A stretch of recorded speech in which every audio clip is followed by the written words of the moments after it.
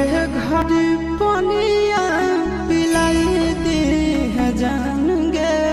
कफन ओढ़ाई दी है टूटत ही जब प्राण गे मोरे घड़ी पनिया पिलाई दी है जान गे कफन ओढ़ाई दी है टूटत ही जब प्राण गे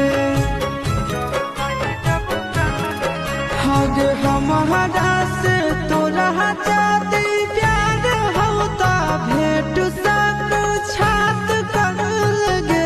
हगे सोनाया गावा हो भर